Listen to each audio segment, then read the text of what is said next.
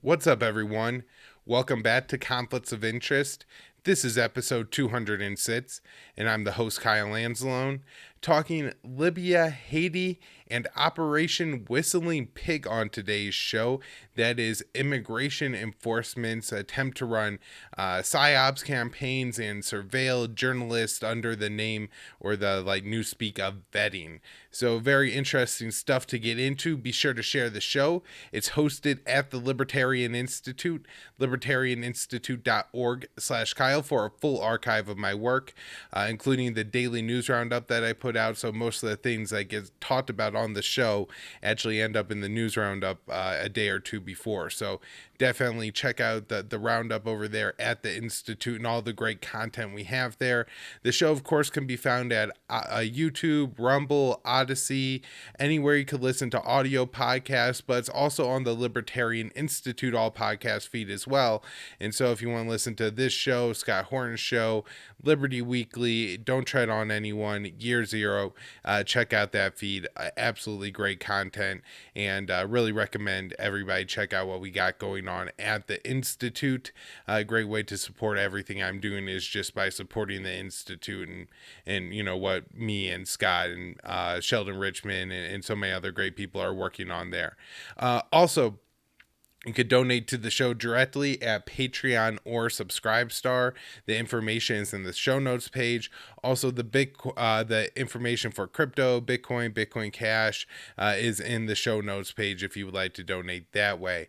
Another way you could help the show out is by buying your CBD at Paloma Verde, PalomaVerdeCBD.com, promo code PEACE. Very easy to remember since, this, is an anti-war podcast. Peace is the issue. And so, yeah, just type in peace when you check out. If you spend $75, that gets you 25% off and it gets the show a kickback. Great way to help the show. They have a ton of great products at Paloma Verde. I really recommend checking out the website. They have the lab test results right there on the website. If you're new to CBD, might not be sure, what's the best product if I got, some leg pain or if I'm having headaches, what should I take? A lot of that information is on the website and their recommendations, they're not saying that this is, the one-stop cure or this is the only way to take CBD. But if you're new to it, it's a great way to get into it. I really recommend the sports cream if you got like mild muscle pain. I have some back pain sometimes. Sitting reading all day long is sometimes you're hunched over a little bit, something like that. I try to use the sports cream. It works fantastic. I really like it. PalomaVerdeCBD.com, promo code PEACE. All right, now let's get into the show. The first story is Libyan elections ended up getting canceled. They were scheduled to be held on December 24th, and anybody who's listened to the show over the past year knows that I've been highly skeptical that these elections were going to happen.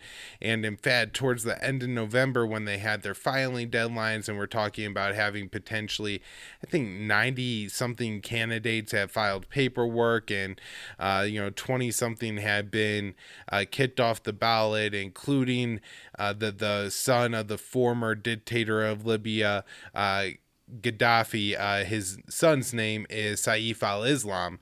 It doesn't have Gaddafi in his name, so some people are confused by that, but Saif al-Islam was initially kicked off of the ballot. He's actually, I think, at least wanted for international war crimes, as is another man who I don't know if he actually put his name itself on the ballot, but I'm sure certainly had a pick, one of the major military commanders and men in charge and major influence in Libya, and that is Khalifa Haftar, who, despite being incredibly accused of ordering summary executions and vicious human rights violations being committed by his forces and people fighting in his name, and just awful authoritarian type state abuses in the areas of Libya that him and his political allies control, he's been able to go to France to get medical treatment in the past couple of years. And so I mean, there's now a whole lot of good actors among the people in Libya who have major power and influence. But at the same time, they say they were going to have an election, and the U.S. And the UN put a lot of effort into making this happen. They set up a interim government. And one of the other issues with this election, I believe, is the head of the interim government, whoever that was, wasn't supposed to run for the election once it happened. And I believe that the man who's actually currently the de facto interim government head of Libya is trying to run. And so I'm not sure what the electoral commission was actually doing with his name, but he had thrown his hat into the ring and wanted to run to be the leader of Libya after this election. I'm not sure if they were going to call it a president or prime minister or whatever. December 24th wasn't picked for Christmas Eve. It was picked because that was Libyan Independence Day. And so they really built up and put a lot of pressure on having the elections on December 24th. And then just a few days before the election commission dissolved the electoral office that was setting up and running the election. And so with that, it essentially shut down any progress that was being made on the election. And now it appears that the election just simply won't happen at all. The parliament, the Libyan parliament, had a chance to act on it, I believe, on the 27th. So, a few days after the election's about to happen, about a week after, it looks like it's officially postponed. And they also kick the can down the road and don't want to act on this. And it's been a very interesting year in Libya. There's been some reduction in fighting. And part of that was, because there was this pending election. And so what's going to happen now is hard to say. I really want to recommend this interview of my friend Joanne Leone's show, Around the Empire. Of course, she was recently co-interviewing somebody with me that I ran this episode, I think 201 of foreign or of conflicts of interest. But in the past week or so, I ran that episode with Thedros Frickamariam. And so anyways, this interview between Joanne is with Giorgio Caffiario, and it's really good. They go into all the different international actors. And so if you want a really good background of like what the geopolitics are around right now for Libya, which is different, it's not just the Eurozone. France is kind of out on its own when it comes to Libya. It's not NATO. Turkey has different positions. The UAE and other US Gulf allies, quote unquote, allies is a loose word with those states, are backing as well Haftar, who is at least in part backed by Russia as well, France as well. And so, the geopolitics of Libya are really complicated. And, if fighting breaks out, it could get very ugly very fast. And so Giorgio, I don't think really argues that having this election maybe planned but not actually going through is in any kind of way a diplomatic success put on by the UN, but rather this could be setting Libya up, I think what he's saying, a dangerous situation go forward if the elections don't happen. Now, that interview did happen before the elections were officially postponed or canceled or whatever the title is. It seems like they're not going to happen, or at least not in the coming months. And so that's I think most of what I have on the election news itself. The Western powers say they're still going to recognize the authority of the interim government of Libya, which, I mean, they could do that. It doesn't maybe reflect actually what's going to happen on the ground in Libya, and depending on what happens on the ground in Libya,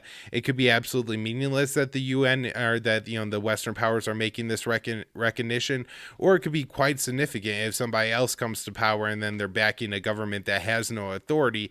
These are the kind of situations that lead to like sanctions and a lot of humanitarian suffering. So elections in Libya don't look promising here. It'll be interesting to see what happens going forward. Caffiero said that there were some actors within Libya like Haftar who didn't maybe have the democratic, the majority of people probably weren't going to support a Haftar or a Haftar-backed candidate. And so, maybe this is somebody who doesn't want the election to happen, and what turning to violence or something would do at this point. I do want to also point out that the current UN envoy to Libya is an American. I forget the woman's name, but she replaced the man who was an envoy and took leave just about a month before the elections were about to happen. The migrant crisis continues to kill in and off the coast of Libya in the Mediterranean Sea. In recent weeks, there's been 3 shipwrecks. In 2 shipwrecks, we have about 2 weeks ago. This was reported on December 21st. There were 100 migrants that were dead in one when a wooden boat capsized off the coast of Libya. And then 3 days later, the Libyan Coast Guard retrieved 62 bodies of migrants from another shipwreck. And so, when we're talking about retrieving bodies here, we could say more than 160 died, and that's certainly true, but it could be a lot more. They could, for whatever reason, not get all these bodies, and some people just never be retrieved. This at this point had brought the total to over or around 1,500 migrants drowned this year. There was a third incident where 27 bodies were found off the coast of Libya.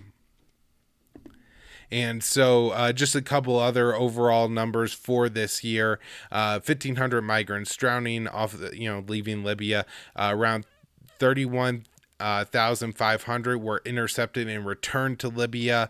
And then compared to the 2020 numbers of under, at least by their count, 1,000 migrants, 980 were died, and then about 12,000 returned. And so, there could be a variety of circumstances that are led to the definite increase, doubling maybe or a little bit more of attempted migration from Libya to the Eurozone in the past year. It could be deteriorating conditions in Libya, or it could even be somewhat more stable conditions in Libya.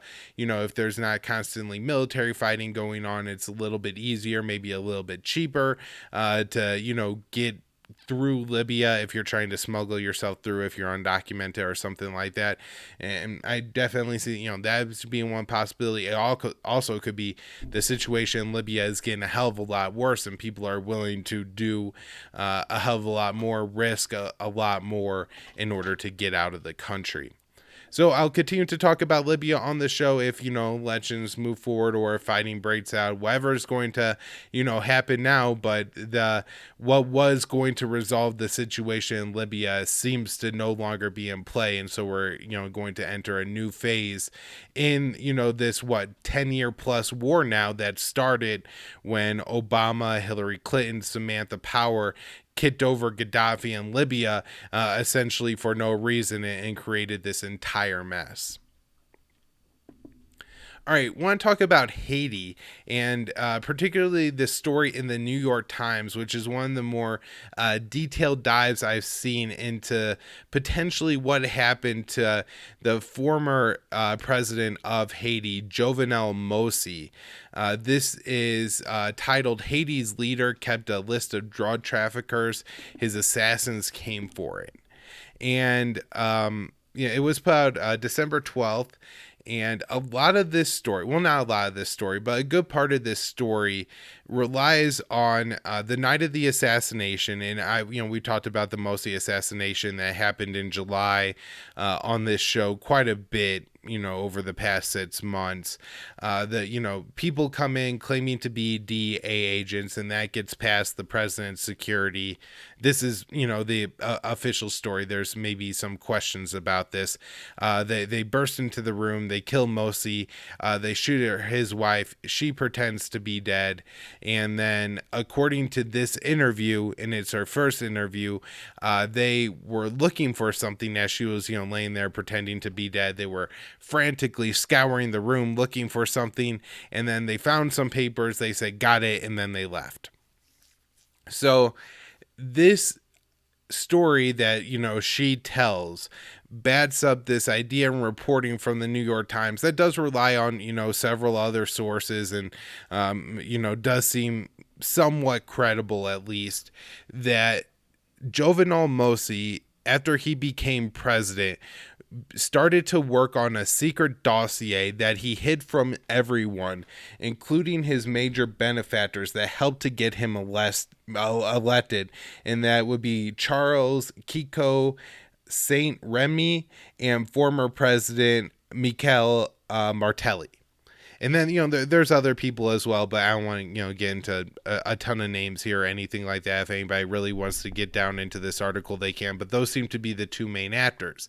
And so, Moise was keeping this secret from them because likely it would incorporate them, or at least some of their close associates and things like that, which, really shouldn't be a surprise. I mean, all governments have very nefarious connections and things like that. Just look at Hunter Biden. But, this is a small state with a large drug trade. Haiti has provided important maybe refueling station for, drugs flying into the United States. They would land, I believe, in northern Haiti. If you look at the island, it's maybe like a backward C shape kind of.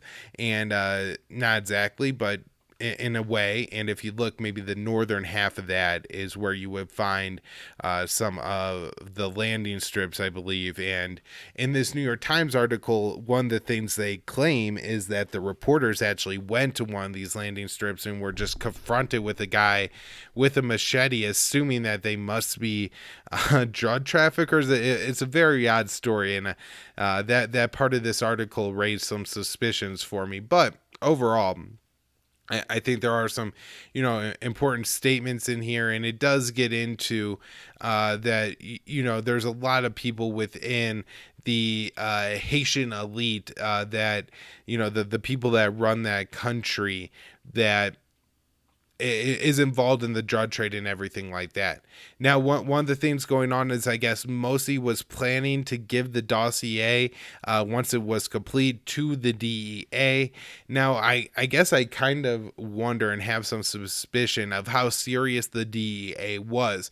One of the things when you read this article that you could just assume is that the purpose here for the DEA was, or what the purpose of this dossier was, is, they were going to really clean up Haiti or something like that. But it could just been like one DEA prosecutor or something like that, maybe a little ambitious, had a good relationship with Moise from, some situation in the past, and then they came up with this idea.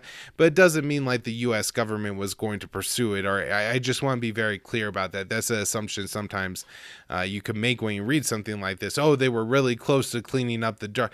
No, even if he was working on this dossier and it was going to actually target and implicate the people at the top that were, really stealing and harming the Haitian people, I think there's, a chance that it doesn't even go anywhere once, it gets into the hands of the DEA.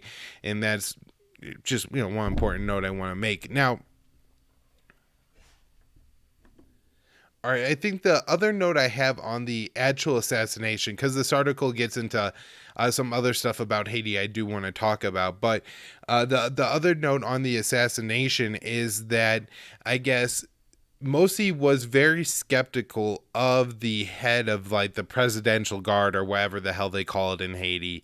And then there was a few months before the actual assassination, there was some kind of attempted assassination. I'm not really entirely sure of how serious it was or anything like that, but apparently, I think according to Moise's wife in this story, that it was after, the presidential guard or whatever uncovered this assassination plot that Moise felt a little bit more comfortable, or maybe even trusted than the head of the presidential guard. And so, this is a guy who let the killers in and didn't get in a shootout with the killers of the president. That's a pretty crazy thing to happen for essentially the Secret Service. But I mean, it is a different world in Haiti. And if, I guess, the DEA comes and say, we want to talk to the president, maybe that's something that happens on a regular basis. I'm not sure. Quickly, there is a story here from the middle of November 15th, in the Miami Herald. Haiti, another suspect in Jovenel Moise's assassination has been arrested. And according to this story, and again, you know that this person isn't convicted or anything like that, but Samir Handal boarded a plane in Miami, Florida, and flew to Turkey, where he was arrested. And so, you know, interesting here that he was living in Miami. The assassination of a, you know, Latin American president, you know, he may not be like the assassin, or but connected to it, right? And he's not arrested in the US. He has to go to Turkey to get arrested. That seems kind of strange. But you know, maybe he false identity or something like that. TSA is not particularly good at their job, neither are American cops, so it doesn't necessarily have to be a nefarious thing, but it sure seems like it. And so that's one of the second assassins to be arrested since, I believe, some of the initial assassins were rounded up after like a shootout with police and everything like that. So a couple other parts of this story on Haiti that were interesting was just how in control of Haiti Moise was. This article really suggests that particularly the former president Martelly and Saint Remy were, you know, the most powerful people in Haiti. And one of the reasons that Moise was elected is they were able to portray him as something of a populist candidate, that he was a banana farmer. I think they called him like Mr. Banana or something like that. He was of darker skin, and I guess, you know, there's like kind of an elite in Haiti that are lighter skin, and so, you know, that this was a populist pick in Moise, and maybe it, you know, they took a chance on a guy that they thought they could control, and it turned out that they couldn't, and this guy really just decided that what was happening to Haiti, you know, all the people that were, you know, getting in on the racket and, you know, profiting off of the drugs while the people there suffered so much and just had so little gains control, so much to say that, you know, maybe he had enough of it and was like, no, I'm going to put a stop to this, and really, you know, wanted to do that. Or he could have been making his own power grab. You know, it kind of talks about in here how Moise wasn't even able to control his own administration, pick his own cabinet and stuff like that. Maybe he saw this as an opportunity to just target people who were something of political foes, and they really didn't have that much to do with the drug trade. And this New York Times article could somewhat be barking up the wrong tree completely, although, you know, it does seem that they were able to show some pretty strong ties between Martelly and Saint Remy and the drug trade in Haiti. All right, I think that's what I have on the whole Moise assassination. I think this is a really interesting story that hasn't gotten much coverage. I mean, this is, you know, right in the U.S.'s, you know, spear, you know, off the coast of the United States, the Caribbean, and it's a country that's really suffering. Tens of thousands, if not more, Haitians have ended up on the U.S. border seeking refuge. The U.S. ambassador, I think, maybe envoy, U.S. official to Haiti, last name Foote, I believe Daniel Foote, actually resigned because of the American treatment of the Biden administration's treatment of the people of Haiti, and how terrible it was. And so, and yet it's really not getting much coverage or attention. And I guess maybe in a sense you take a sigh of relief that it isn't getting more coverage and attention, because imagine if like a Sam Power wanted to sink her teeth into Haiti and really try to, oh, I'm going to save this country, how horrible it could end up being there. But at the same time, there's a lot of suffering going on and nobody cares. And the U.S. seems to have a fairly large role in hand in what's happening in Haiti. You know, another person that is at least roundabout implicated in all this was Ariel Henry, who the U.S. backed to become prime minister, or then I think president, after, you know, Moise was killed. One last story on Haiti, and I'm really surprised this story didn't get more U.S. Press attention. There was a group of missionaries, 16 Americans and 1 Canadian, that were held in Haiti by a gang for well over a month. And it's exactly unclear of how they were all freed. I'm not sure if somebody maybe paid the ransom or something like that. But 5 initially had been released.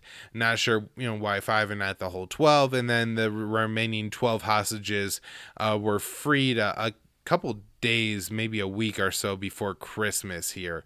And so, good that the people got free. But again, if this was, say, in another country like Afghanistan, I think this would definitely be weaponized in the U.S. media to demand military action against the country. And in this, other than some coverage from outlets like the Miami Herald, or I think there was like a story on the escape in one of the more major mainstream news outlets, but it wasn't like covered daily or weekly or anything by anybody else really, other than the Miami Herald in the U.S. press.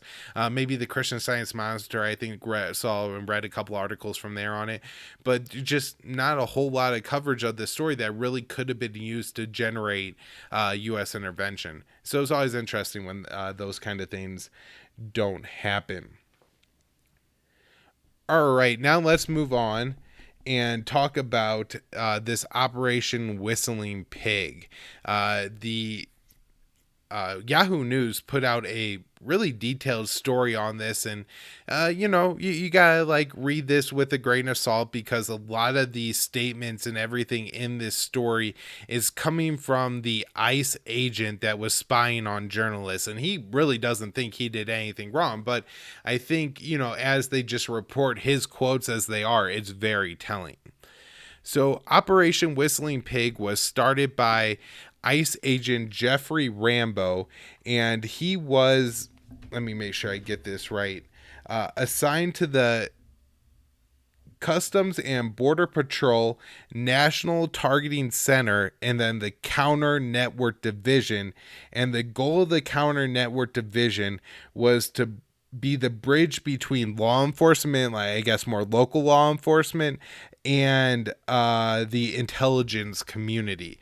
And so, he would email people, I guess, like the NSA, CIA, FBI, or things like that, and, ask them questions and then pass, relevant information on to the local law enforcement. But then no way is what happened here. And so this story highlights the Ollie Watkins, who is a national security reporter. She's, early in the Trump days, one of these people that just comes out of nowhere and explodes through the ranks. I think she at one point, maybe she was at like HuffPo, and then ends up ultimately at Politico. And she's connected by Jeffery Rambo, but using the alias, I think, James Bradley. And they go and they meet at, some little speakeasy type place in Washington, D.C. And, they talk there. And, he says he works for the U.S. government. But what he's trying to do is trying to turn Ollie Watkins essentially into a source for him, where he's hoping that he could feed her stories where she will overstate the U.S. ability to enforce rules against forced labor in Latin America. And I guess his idea or hope is that this would act as a deterrence for people, I guess, coming to the United States and people in, subjecting other people to forced labor. If you think that the U.S. could, all right, here's a good, like, it's a drug dog thing, right? Like, if like somebody puts out a news story that says, like, a drug dog could, detect marijuana within a 5-mile radius, right? And then the news just runs this everywhere. Like, it may have the impact of people not smoking weed as much because they're afraid that they're definitely going to get caught if it happens. But at the same time, it's going to create a completely false narrative. The news is lying at the behest of the cops, which, in this case, it may be, helpful to society at large, or I guess like, you could make that utilitarian argument or something like that. Of course, I'm appalled and disagree with it, but you could make that argument. Of course, who knows if next time it's going to be more abusive or something like that, but you also don't know the unintended consequences. If people believe drug dogs are completely infallible, then anytime the cops are like, oh, we got a drug dog involved and it smelled something, people routinely end up in jail for months at a time because a drug dog hit on something, and then cops, were able to turn up a positive, drug test on a false positive. These kind of things are going on all the time because of the false narrative of how accurate drug dogs are, right? And so, John Rambo, or Jeffery Rambo, excuse me, says, I thought, okay, I'll use Allie Watkins. And, that was his plan, to feed her information. And it seemed like he expected her to cooperate to some extent, to understand that some of this information was going to be false. But in order to portray the narrative that Customs and Border Patrol wanted portrayed in the U.S. media. This is really, really disturbing stuff going on here, especially if you think about it, like right now during the Biden administration, even like there's not a lot of reporting going on at what's happening at the southern border. And, the conditions down there are really rough. There's record numbers of kids going through the U.S. border control system in this past year. Tens of thousands of kids with no adults coming with them, or actually I think 122,000 children with no adults coming with them, going through, these centers, and there's almost no media involvement whatsoever. And maybe it's because Customs and Border Protection is, just co-opting all the media and feeding them the stories that they want to feed them, to create the narratives that they want, and under the justification, oh, make the world a better place if people think what we want them to think. So once Rambo starts to, be interested in Allie Watkins, he vets her. And he says in this story, there is no policy for vetting. Just, you look into it, and he says there's no difference in how you would look into a journalist versus how you would look into a terrorist if you're vetting them. And so we really see this. They actually uncover that Allie Watkins, and this seems very inappropriate to me, by the way. I'm not trying to, justify what she's doing. I'm just saying that, a government secret spy, effort shouldn't be, the one to turn this up. But Allie Watkins was having an affair with a married, high-ranking congressional staffer. And so, while there certainly is something on the journalistic ethical side of that is definitely inappropriate, that isn't criminal. It's because in no way do they have any evidence, never turn up any evidence that this affair is netting her any kind of information that she otherwise wouldn't be able to obtain. Right? She's not sleeping with them for information. They're sleeping together, but it's an unrelated thing. They discover this by, like, where they're going for flights and stuff like that. That, they find out who Allie Watkins' contacts are in the media, like Ariel Huffington and people within the AP. And so, this is a very significant amount of intrusion into her personal life that happened without warrants, without, cause for thinking that she committed any crime whatsoever. It was just out of them wanting to use her to run psyops that they, conducted this level of surveillance. It's absolutely insane that this is going on, and that, this isn't a much larger news story that we have going on.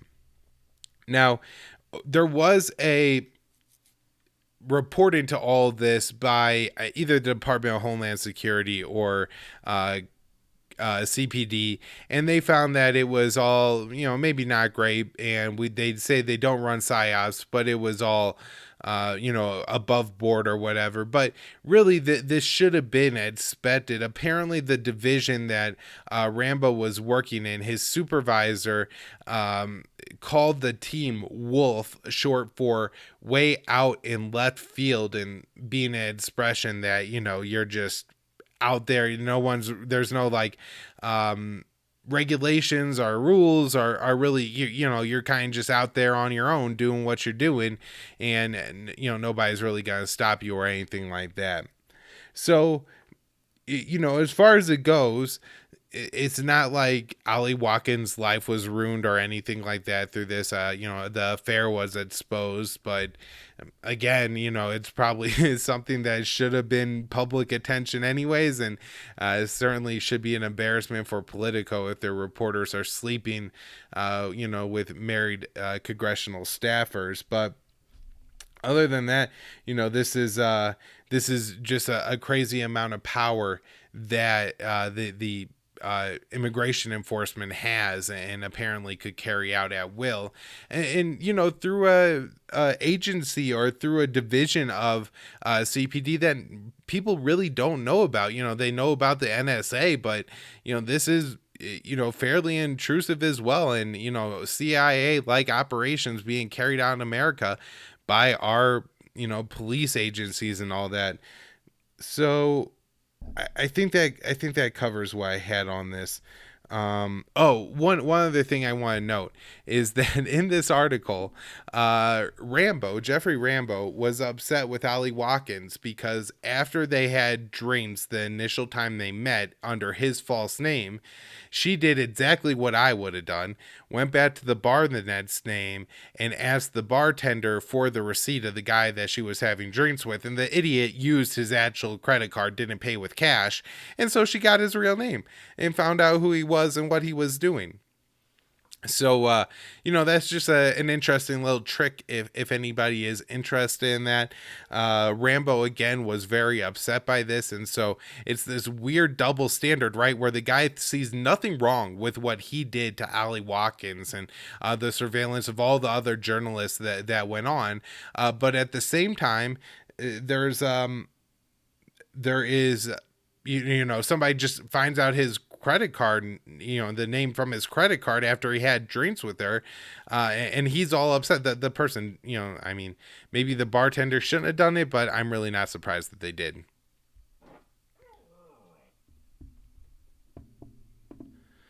All right, so let's talk about some other surveillance going on in the U.S. This is from The Guardian. Revealed LAPD used strategic communications firm to track defund the police online, and during the George Floyd protest and Black Lives Matter protests in the U.S., the LAPD contracted with Edge NPD. It's a Polish firm, and what they, I guess, do is somehow have access to all kinds of data and everything like that. And so I think it was 20 or so, 200 keywords actually that the LAPD asked Edge MPD to track down. And so, this is one of those things where if you want to support the narrative and everything, I understand, but just understand that, the police are looking into it. And so, if you're out there at a Black Lives Matter protest or something like that, and you're tweeting about Black Lives Matter, the police are looking at that information. Either maybe they're using it in an aggregate way, and I know in the past that they've been able to work with companies who could also use like geo-tracking data and kind of combine them, say like, oh, everybody using the hashtag BLM or ACAB are in this particular location tweeting from this area.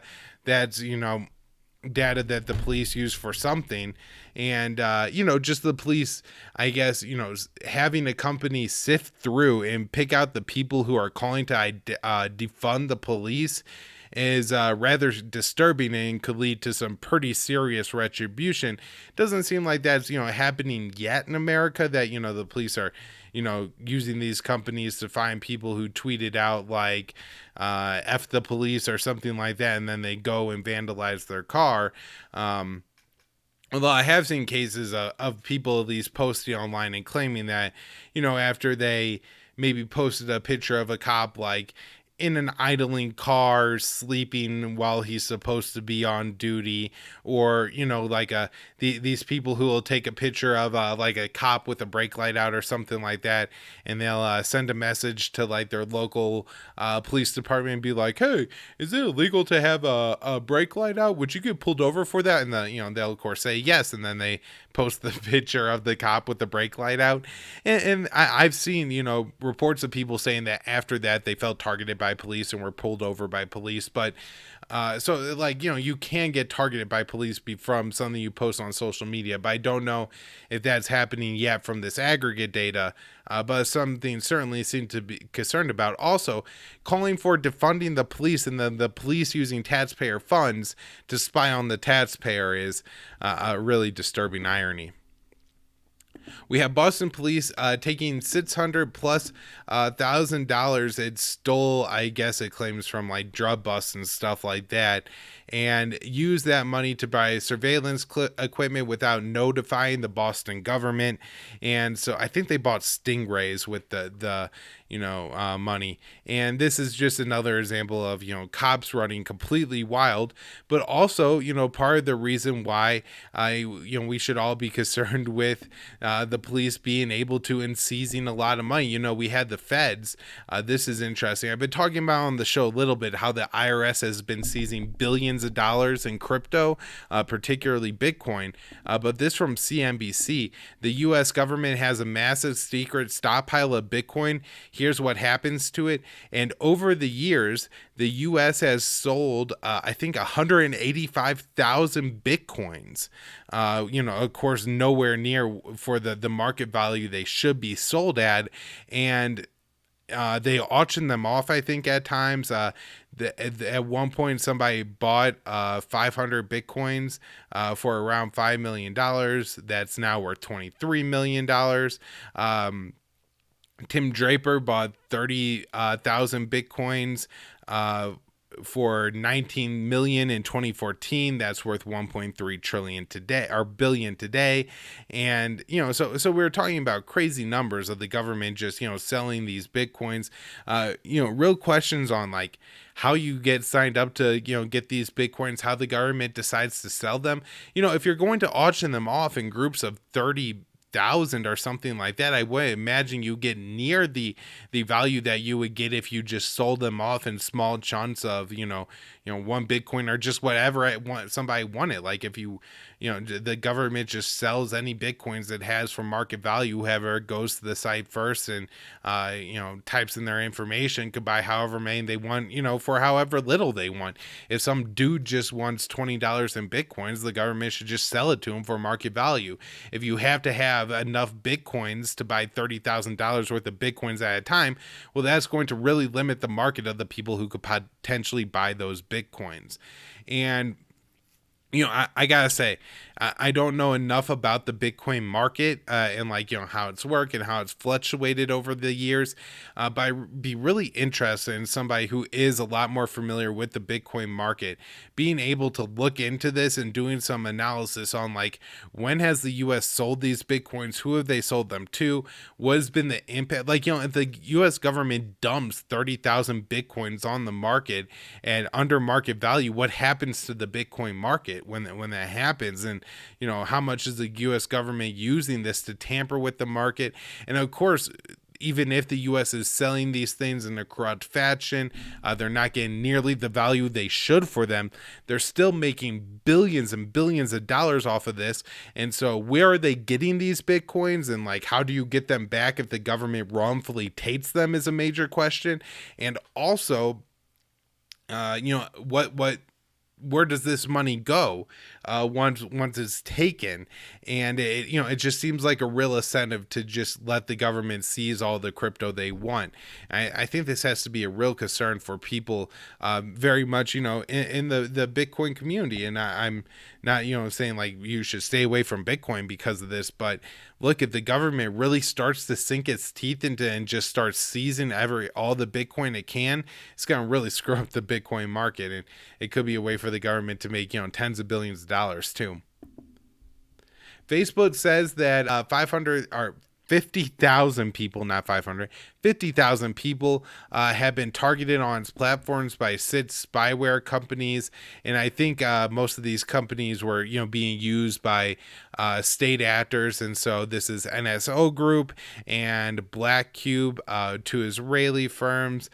There's also Bell Troll Ets, Israeli or Indian company, excuse me, Blue Hawk CI, Crosstets, and just all these other firms, or six of them in total. So I think there's actually two more, and that have been used according to Facebook to attempt to surveil, hack, gain information on people through the Facebook network. So just be really careful on Facebook. It's not the safest community, and it's not as safe as people think. One story that I have talked a lot about on the show has not only been the death of Elijah McClain, but the widespread use of ketamine by American police and EMTs, and the idea that this is used on people who have excited delirium, which I'm skeptical is even an actual real medical condition and not just, people fearing for their lives from police officers. And once police identify somebody in a state of excited delirium, they will then have EMTs administer ketamine, and this is having some pretty serious consequences. It's very hard to find any actual information. It's getting a little bit more prevalent, but there's not a lot of information. Nationwide data, completely none. Most states, completely none, on how often EMTs are administering ketamine at behest of police, what the policies are of, who gets to make the assessment, whether it's the police officers or the EMTs, what happens if there's a disagreement, etc. But this recent study in Colorado looked at 902 cases over the past 2.5 years where EMTs administered ketamine and found that there were serious consequences in 17%, serious complications in 17% of the cases. And the American Society of Anesthesiologists recently stated it firmly opposes the use of ketamine or any other sedative hypnotic agent to chemically incapacitate someone for law enforcement purposes and not for legitimate medical reasons. I've personally had a anesthesiologist email me, and we discussed this through email, and saying that there's just no way that EMTs could responsibly administer this drug in this way on the side of the road, and that this is something that you would administer in a setting, in a hospital setting, and it could be done safely, but you had to be able to intubate. I think I'm saying that right. People, do the tube down the throat thing in case they stop breathing, and most EMTs aren't able to do that at a sufficiently capable rate, and that you end up with all these people suffering severe consequences. Now, this article does put out, and I've seen this before, people have argued with me back, even listeners of this show, that there is a study that was done that claims that of 11,000 people who were given ketamine, only 8 of them, which is 0.07%, died. And I think there are some questions to this, but also just because people aren't dying, it's not the absolute worst case. Doesn't mean there's not serious consequences. If you end up in the hospital for weeks because of this, that's also extremely serious and disturbing. And so, I'll continue to follow this, continue to report on this. I don't think it gets nearly enough attention, but there should be a lot more concern on who decides who gets ketamine on the side of the road. I want to follow up on the killing of Richard Lee Richards. He was the man accused of shoplifting from a Walmart, ending up at a Lowe's when police attacked him, and was a wheelchair-bound man shot in the back 9 times by Ryan Remington. Ryan Remington, Tucson, Arizona police officer, and Remington has been fired. No charges yet on Remington, though. Police are paying out big not police, but the city of Colorado is paying, the city of Chicago is paying out big because of its police force. And and Jet and Janet Young was a social worker who came home from work. She's getting ready to shower or something, naked in her home. Police, on reading the apartment number wrong or something like that, kick down the wrong door. They detain her in front of tons of other police officers for quite a period of time while she's completely naked. It must be beyond humiliating for her. Of course, she did nothing wrong. The police kicked down the wrong door. I don't think any of the police really face charges or anything like that for this. And of course, this is Chicago taxpayers that are paying. Not that the woman doesn't deserve the money, but as always on this show, disappointed doesn't come from the cops. Also, Chicago paying out $1.2 million to the family of Pedro Rios, who was walking down the street on July 4th, 2014, when a Chicago police officer drove past him and, what do you know, said waistband, and the kid ends up dead. We also have Jason, I think maybe Funke, Funke, who got $525,000 from the Las Vegas police, or the city of Las Vegas, but because the Las Vegas police shot him. Fook was having a mental health episode and had a gun, was threatening to commit suicide, put down the gun. For some reason, the police afterwards unleashed their dog on Fook. Once the dog was unleashed, he started running away. The way he was running was vaguely in the direction of the gun, and so police gunned him down several, I think like 20 or 30 feet away from his gun, just having an opportunity to shoot and taking it. Speaking of that, this story of Los Angeles is really disturbing. LAPD has released the body camera footage of this event, and this is just a overall mess of a situation.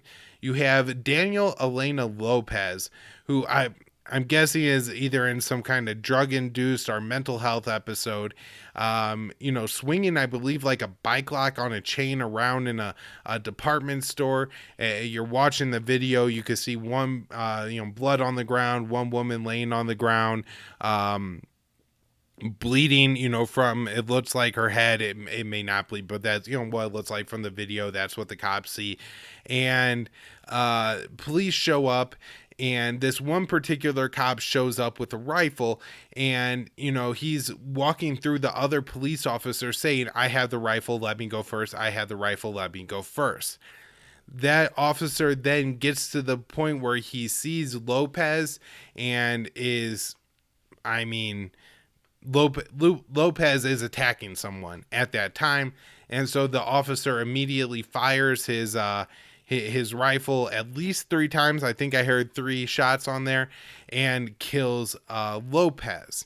Now, what I'm sure the officer didn't know at the time is that 14-year-old Valentina Orlena Peralta was in the dressing room behind Lopez, and one of those rounds went either off the floor, according to the police, or, through Lopez, and ended up killing Peralta, who I'm guessing was about to turn 15 because she was doing some dress shopping for her quinceañera.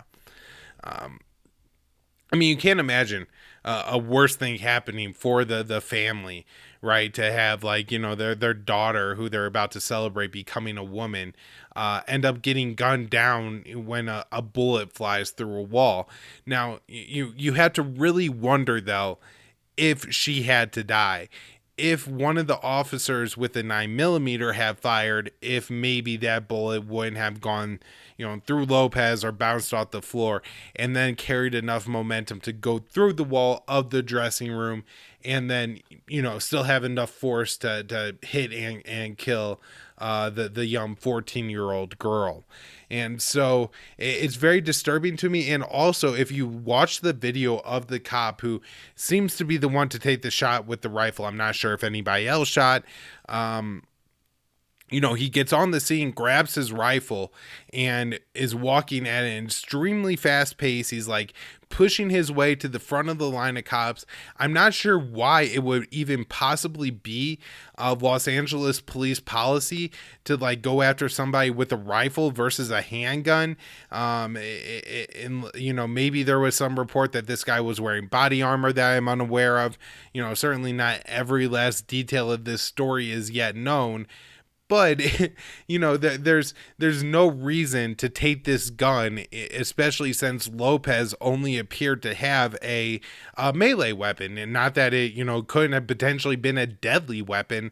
Or I'm not even arguing that the cops shouldn't have shot Lopez because of he was attacking somebody with deadly force. I mean, that this man was a maybe not a monster all the time, but certainly was in this case, and a very deadly threat to other people. Not disputing that at all. The real issue here is that, it seems that G.I. Joe grabbed a rifle when it was unnecessary, rushed to the front of the line because he wanted to put somebody down when he thought he had an opportunity, and unfortunately, ends up killing a 14-year-old girl in the process. Now, again, I don't think he like meant to kill the 14-year-old girl. I'm guessing that, maybe he's a guy that likes killing bad guys in his mind or something like that. But, having the rifle and forcing your way to the front of the line, then firing a shot that goes through a wall, makes you responsible in some way. I've taken enough like hunting safety classes and everything to know that like it's on you to know what's behind what you're shooting at. Like it's not, you don't get like some special rule or anything. And I know cops always get special rules with guns, but really shouldn't have one just because, a 14-year-old girl ended up dead. The other thing you have here too is this guy, they shot him at least twice with a rifle, right? Lopez, I'm talking about. And so he's laying on the ground dead, and all these cops are running up to him yelling, roll on your effing stomach and all this crazy stuff. And it's unbelievable of who these people are, that they just run around everybody swearing at everyone, effing this, effing that. You shoot and kill somebody, and then you're kicking them and trying to like tell them to roll over. They're dead. And of course, this all adds to the amount of time that it takes to, get these people help and everything like that. So when the cops do shoot the wrong person or do shoot somebody that really didn't need to die, they very often end up bleeding out because cops don't get them medical care fast enough, because all they're concerned about is rolling over a lifeless body and putting handcuffs behind it. All right, Cedric Lofton was a 17-year-old teen, apparently assaulted a cop a couple days before he ends up dead. He's in a juvenile facility. Again, this is a 17-year-old who gets in fights with cops and then juvenile facility staff within a couple of days. My guess is that he's going through some kind of mental health issue, potentially like a manic issue or something like that. He's just like got a bunch of testosterone going on and completely ramped up in the brain and fighting everybody. But after he's in the juvenile center, he ends up getting in a fight. According to the authorities, they could be completely untrue, but according to authorities, he then gets in a fight with the prison staff, and they put him on and they restrain him and put him in the prone position, and then he ends up dead. Not exactly sure how that happened, but I want to start talking about this one because I'm going to try to keep up with it on the show. It has been ruled a homicide, and I'm really hoping that charges are pursued, because it does seem that excessive force was used against this young man that led to his death. And just like ketamine, putting people in a prone position while handcuffed is something that I've covered on the show in the past as being likely or more likely to lead to death. Of course, when you're a kid, right, and you get in a fight with the cop, you go to juvie, and then you get in a fight with somebody and you get brutally beat by the guards. But when you're a cop, you only get 90 days for brutally raping a woman. This former Westminster police officer, I believe this was in Colorado, Curtis Lee Engbright. If anybody wants to look, his pictures up here on the website, so you may be kind of concerned if you live around this guy or something like that. Picked up a woman who was apparently intoxicated at the St. Anthony's Hospital and began driving her, pulled off on the side of the road, and then forced her to engage in sexual acts with him. This is something that happens surprisingly a lot in the United States, that police officers have sets with women. They're either, maybe not like detained or something like that, but for whatever reason, have them in their car, and so have a real power imbalance with them, or actually detained. There's this girl in New York who apparently gave oral sex to a couple of police officers after they arrested her, and they claimed it was consensual. They kidnapped the woman, and then they claimed that they had got a consensual blowjob from her. It's the most unbelievable thing. And if anybody else made the kind of arguments that cops make about, well, I arrested this woman, but then we had consensual sex, that would be an additional reason to throw them in jail any longer, be further proof of their psychotic mindset. But rather, it's a cop, and so they typically get sentences like this or none at all. He's only going to do 90 days in jail and then have 4 years of probation. It seems like a potential sexual predator and somebody people should watch out for, since he's not going to be in jail, even though he committed an actual dangerous crime and is the actual kind of person that should be in jail. Quick update here. The DC bar has restored the standing to good standing of a former FBI lawyer and the man who pled guilty to changing documents that he received from the CIA to make it appear that Carter Page was an asset of Russia when he was actually an asset of the CIA, in order to obtain a FISA warrant on Carter Page and thus be able to surveil the entire Trump administration. Or, excuse me, at that time, the Trump campaign. This was 2016. Unbelievable that they would let this guy back into the bar. You would think, even if it is token people taking a fall for Russiagate and making up this entire lie, like Kevin Kleinsmith, it's not a major thing. He doesn't serve just probation and stuff like that. But the fact that you restore him to a member of good standing of the bar, to allow him to continue to practice law after he's been shown to intentionally change documents to not only distort their meaning, but to flip their meaning in order to obtain a warrant in a secret court against the presidential campaign. If there's anybody you don't want involved in law, it's Kevin Kleinsmith. And not only does he not have to go to jail for what he did to the American people, but he just gets back in the bar. Last thing I'll mention here is Biden has backed down negotiations to compensate separated migrant families. This is from the Trump family separation policy. And so I'm not, I guess I'm midst on, who has a right to claim here. If you really didn't know you were going to be separated from your children when you were coming to the United States to seek asylum, then maybe you do have a claim. If you knew you were going to be separated from your children and did it anyways, it's a bad thing that the U.S. did from you. I don't approve of Trump's family separation policy. I opposed it at the time. I talked about what I thought were the likely consequences to the children at the time and how disturbing that was. But at the same time, do you have legal recourse from the American taxpayers because something bad happened from a decision that you made that you knew was going to be? I don't know.